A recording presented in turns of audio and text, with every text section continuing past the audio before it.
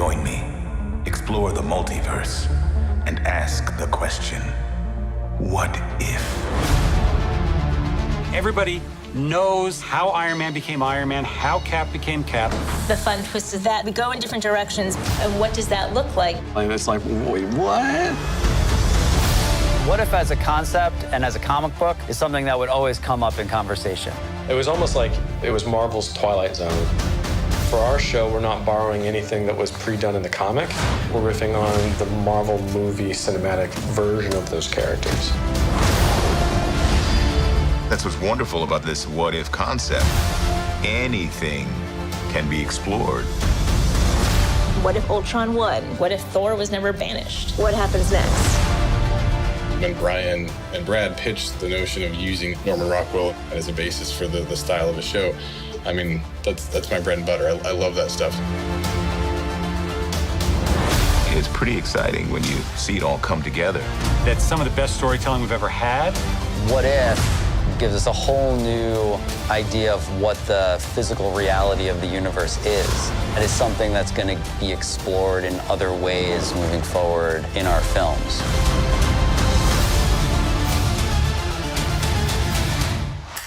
I really believe that deepening fictional mythologies is a way to appreciate them more, is a way to understand them more, look at them in a different way.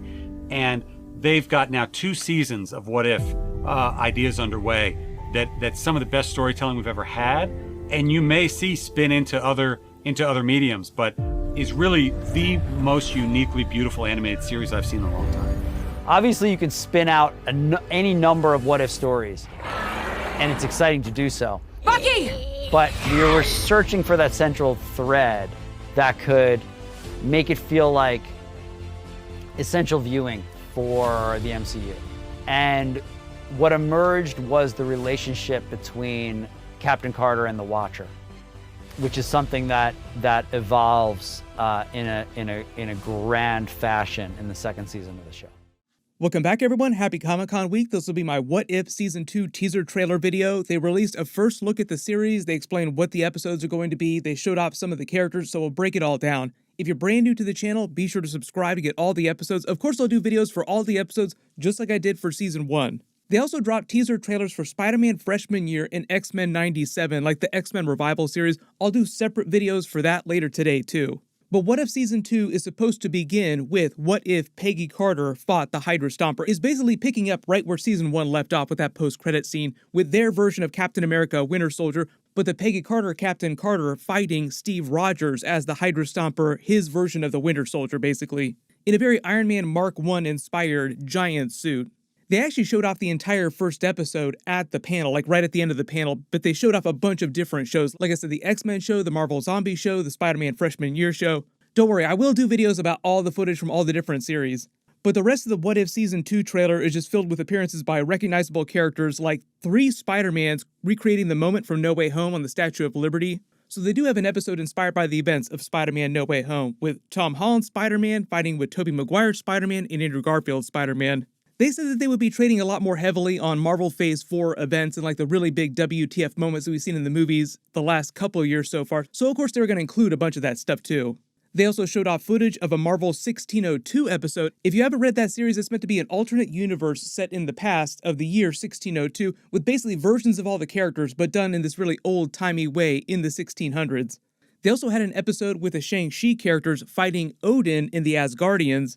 There was a crazy Mad Max Fury Road looking episode, like a race episode with Valkyrie's character. They also did confirm that they would do the episode that they had to delete from Season 1 basically, like they had to drop the episode after they'd already been working on it for a while, with Iron Man and Gamora on Sakaar fighting Thanos. But right now the plan is for them to do 10 episodes like they were originally going to do during Season 1. There were just some delays because of the virus, that's why there were only 9 episodes. The 10th episode was the missing Iron Man episode of him being stuck on Sakaar. It was basically them giving the plot of Thor Ragnarok to Iron Man and combining it with the first half of Avengers Infinity War with Thanos going around collecting all the Infinity Stones. That's why when they were forming the Guardians of the Multiverse during the finale, you saw that quick sequence with Gamora to explain how she got Thanos' armor and his weapon and then wound up on the Guardians of the Multiverse. The reason why Iron Man is in that junk-looking version of an Iron Man Hulkbuster suit is because somehow he wound up getting sent to Sakaar instead of the Hulk And while he was there, just like Thor had to fight the contest of champions against the Hulk, Iron Man had to fight against Gamora, but because he's Iron Man, he built himself an Iron Man suit dumpster diving because it's basically a trash planet.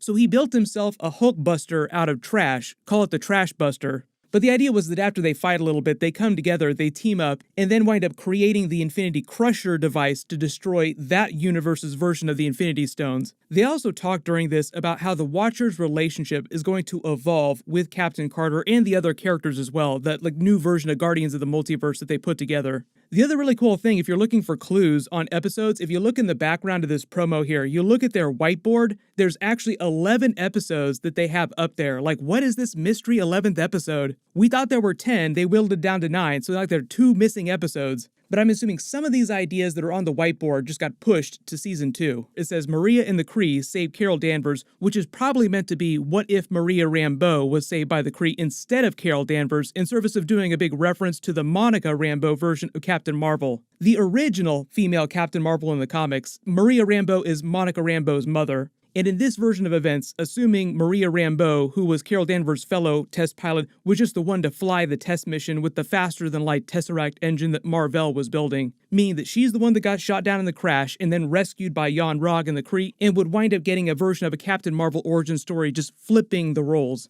But even cooler, underneath this, designated as Episode 7, it's titled 1988 Avengers. I think that's just meant to be what if the Avengers formed during 1988 earlier in the timeline, who would have been on that team. Just for reference, Tony Stark would have been 18 at the time, so he still would have been finishing at MIT. He graduated MIT really young. Howard Stark would still be in his early 70s, pretty old but still alive to work with the team, like an old man Iron Man. But you notice how much they talk about Daredevil, What If stories, Silver Surfer, Infinity Gauntlet stories. There's a lot of Fantastic Four in here too, just because the Watcher comes from the Fantastic Four comics. So they spend a lot of this talking about Fantastic Four characters. There's a Ghost Rider What If story in there, a Shang-Chi What If story, even a Galactus What If story.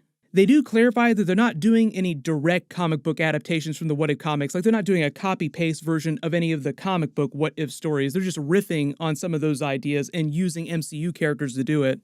And when Kevin Feige talks about seeing the characters show up in other mediums, he's talking about these animated what-if characters from other universes showing up in the live-action Marvel projects, like live-action Marvel Disney Plus series and live-action Marvel movies. Best example of that was a version of Captain Carter showing up in the live-action Doctor Strange 2. But the funny thing is, on the What If Season 2 panel, the producers were very clear that like, oh, that wasn't our version of Captain Carter, it was just a version very similar to her. Our Captain Carter wouldn't go out that quickly against a version of Wanda like that. So even they were kind of clowning on how quickly Scarlet Witch took out the Illuminati characters.